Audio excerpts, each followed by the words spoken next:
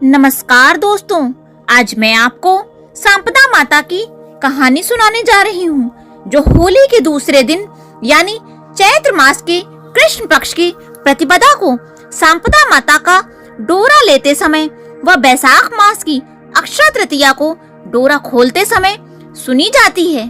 तो आइए सुनते हैं सांपदा माता की कहानी। एक नल नाम का राजा और रानी दमयंती थी। एक दिन उनके महल के नीचे एक बुढ़िया माई आई, जो सांपदा माता का डोरा बांट रही थी और सांपदा माता की कहानी भी कह रही थी, इसलिए बहुत भीड़ हो रही थी। रानी भीड़ देखकर दासी से बोली कि देख कर आओ, नीचे काहे की भीड़ हो रही है। दासी देखकर बोली कि एक बुढ़िया माई 16 दाना नया जौ का हाथ में लेकर सांपदा की कहानी सुना रही है और कच्चा सूत का 16 तार का 16 गांठ का हल्दी में रगड़कर डोरा बांट रही है, जिसको गले में बांधा जाता है, जिससे बहुत धन संपदा होती है। यह सुनकर रानी ने भी डोरा मंगाकर कहानी सुनकर हार में बांध लिया। जब राजा बाहर से आया तो गले में डोरा देखकर पूछा कि ये क्या बांध रखा है। रानी बोली, ये संपदा माता का डोरा है, इससे बहुत धन संपदा होती है। राजा ने कहा कि रानी, अपने पास तो बहुत सारी धन संपदा है, ऐसे हीरे मोती के गहने में ये डोरा अच्छा नहीं लगता, सो इसे खोलकर फेंक दो। रानी बोली, मैं तो डोरा नहीं फेंकूंगी। राजा नहीं माना और डोरे को तोड़कर फेंक दिया। उस दिन राजा के सपने में सांपदा माता दिखी और बोली कि मैं तुम्हें छोड़कर जा रही हूँ। अब तुम्हारे घर आपदा आएगी, तुम्हारा धन कोयला हो जाएगा, ऊख की दातन की जगह लकड़ी की दातन आएगी, सोना की झारी मिट्टी की हो जाएगी और जीमने का थाल बंद हो जाएगा।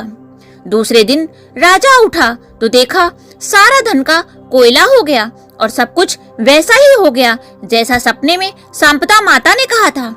राजा ने रानी से कहा कि तुम अपने पीहर चली जाओ। रानी पीहर चली गई। वहां पर सब लोग बहुत बातचीत करी, लेकिन खाने के लिए किसी ने नहीं पूछा। रानी ने वापस आकर राजा को सारी बात बताई। तब राजा बोला कि रानी, अब हम लोग दूसरे गांव चलेंगे। यहाँ पर एक ब्राह्मण की लड़की को छोड़ देंगे, जो दिया जला देगी, पानी भर देगी, झाड़ू कर देगी और महल का ध्यान रखेगी। राजा रानी महल से चलने लगे तो महल का दरवाजा टेढ़ा हो गया। आगे जाकर तालाब पर पहुँचे तो राजा ने रानी को 2 तीतर ला कर दिए और बोला कि मैं नहा कर आता हूँ, तुम इन्हें भून कर रखना। राजा रानी खाने बैठे तो भुने हुए तीतर भी उड़ गए। राजा रानी आगे जाकर अपने भाई खाती के यहाँ गए। सब कोई बोला, खाती, तेरा भाई आया है। खाती ने पूछा, कैसे भेष से आया है? तब सब लोग बोले कि मैला भेष से आया है। खाती बोला कि उनको पुराने घर में ठहरा दो। राजा रानी पुराने घर में गए। वहाँ पर सोने का बरछी बछेला पड़ा था, जिसको जमीन खा गई। राजा ने रानी से कहा कि यहाँ से चलो, नहीं तो अपने सिर चोरी का इल्जाम लग जाएगा। फिर आगे जाकर राजा रानी अपने राजा मित्र के यहाँ गए। सबने राजा से कहा कि राजा, तेरा मित्र आया है। राजा ने पूछा, कैसे भेष से आया है? सबने कहा कि मैला भेष से आया है। तब राजा बोला कि मेरे पुराने महल में ठहरा दो। पुराने महल की खूंटी पर 1.25 करोड़ का हार टंगा हुआ था, जिसको राजा रानी के जाते ही दीवार निकल गई। तब राजा ने रानी से कहा कि रानी, यहाँ से भी चलो, नहीं तो हार की चोरी सिर लग जाएगी। सबने राजा से कहा कि तुम्हारे मित्र ने हार चुरा लिया है। पर राजा ने कहा, चोर तो नहीं था, पर गरीबी के कारण ले लिया होगा। राजा रानी वहाँ से अपनी बहन के यहाँ गए। सबने बहन से कहा कि तेरा भाई आया है। तो बहन ने पूछा, कैसे भेष से आया है? सबने कहा कि मैला भेष से आया है। तब बहन बोली कि सरोवर की पाल पर ठहरा दो। राजा रानी सरोवर की पाल पर उतर गए। बहन भाई के लिए धन से भरा हुआ घड़ा लाई। भाई ने जैसे ही घड़े को देखा, सारा धन कोयला हो गया। भाई ने कहा कि ये घड़ा यहीं पर गाड़ दो। वहाँ से राजा रानी माली के बगीचे में गए तो बगीचे में पैर रखते ही बगीचा हरा भरा हो गया। माली ने पूछा कि तुम दोनों कौन हो, जिनके पैर रखते ही मेरा 12 साल का सूखा हुआ बगीचा हरा भरा हो गया। राजा बोला कि हम लोग भिखारी हैं, तुम काम पर रख लो। माली ने उन्हें काम पर रख लिया।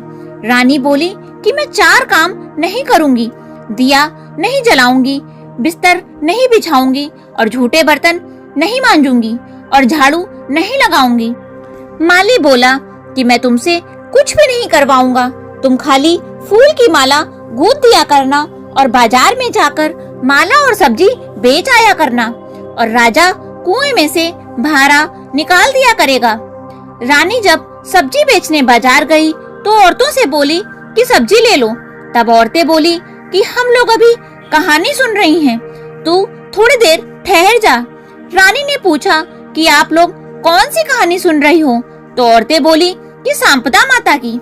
तब रानी बोली कि मैं भी सांपदा माता की कहानी सुनती, पर राजा ने सांपदा माता का डोरा तोड़कर फेंक दिया, जिससे 12 बरस हो गए। सांपदा माता मुझ पर नाराज हो गईं, लेकिन अब भी अगर वो राजी हो जाएं, तो मैं डोरा ले लूं। उसी दिन राजा के सपने में सांपदा माता आई और बोली कि मैं तेरे घर आऊंगी। राजा ने पूछा कि मुझे कैसे पता चलेगा?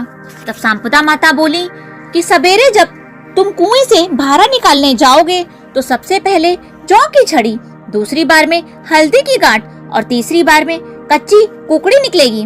तब तुम समझ जाना कि सांपदा माता आ गईं और रानी के साथ डोरा लेकर घर चले जाना। दूसरे दिन सब कुछ वैसा ही हुआ। रानी ने डोरा ले लिया। सांपदा माता ने उन्हें बहुत सारा धन दिया। राजा माली से बोला कि मेरे 12 साल पूरे हो गए हैं, अब हम दोनों घर जाएंगे। राजा माली को बहुत सारा धन देकर अपनी बहन के यहाँ गया। वहाँ पर सब लोग बोले कि बहन तेरा भाई आया है। तो बहन ने पूछा कैसे भेष से आया है? तब सब लोग बोले बहुत धन दौलत लेकर आया है। तो बहन बोली कि मेरे नए महल में उतार दो। पर राजा बोला कि मैं तो सरोवर की पाल पर ही उतरूंगा। वहाँ जाकर गड़ा हुआ घड़ा निकाला तो देखा तो हीरा मोती जगमगा रहे हैं। बहन को धन का घड़ा और बहुत सारा धन देकर वहाँ से चला गया। आगे जाकर राजा अपने मित्र के पास गया तो लोग बोले कि राजा तेरा मित्र आया है। तो राजा ने पूछा कैसे भेष से आया है? तो सब लोग बोले बहुत धन दौलत लेकर गाजा बाजा से आया है। तो राजा बोला कि मेरे नए महल में उतार दो। पर राजा रानी नहीं माने और बोले कि हम तो पुराने महल में ही उतरेंगे। वहाँ जाकर देखा तो जो हार दीवार निकल गई थी वह खूंटी पर वापस टंगा हुआ था। राजा अपने मित्र से बोला कि मेरे दिन खराब थे तो इस हार को दीवार निकल गई थी और अब दिन फिर गए हैं तो वापस दे दिया। तुम अपना हार रख लो तो मेरा कलंक उतर जाएगा। वहाँ से राजा रानी अपने भाई खाती के यहाँ गए। तब सब लोग बोले कि खाती तेरा भाई आया है। तो खाती ने पूछा कि कैसे भेष से आया है? तो सब लोग बोले बहुत धन दौलत लेकर गाजे बाजे से आया है। तो खाती ने कहा कि मेरे नए महल में ठहरा दो। पर राजा नहीं माना और बोला कि मैं तो पुराने महल में ही जाऊंगा। वहाँ गया तो देखा जो बरछी बछेला जमीन खा गई थी वो वापस पड़े थे। राजा अपने भाई को बरछी बछेला वापस देकर बोला कि मेरे अच्छे दिन आने से तुम्हारी सारी चीजें वापस मिल गईं। वहाँ से राजा रानी तालाब पर आए तो देखा कि दोनों तीतर भुंजे हुए पड़े थे।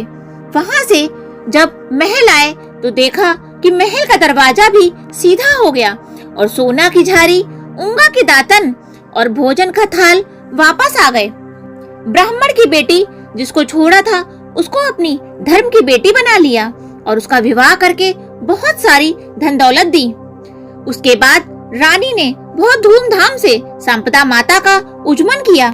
16 ब्राह्मणियां जिमाई, सीरा पूरी की रसोई बनाई और हाथ जोड़कर सांपदा माता से बोली कि हे सांपदा माता, जिस तरह तुमने मुझे ऊंचा बड़ा बनाया है वैसे ही मैं तने ऊंची बड़ी करती हूँ।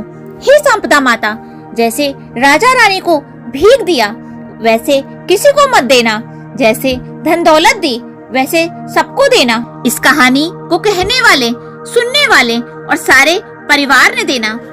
बोलो सांपदा माता की जय। इसके बाद बिंदायक जी की कहानी।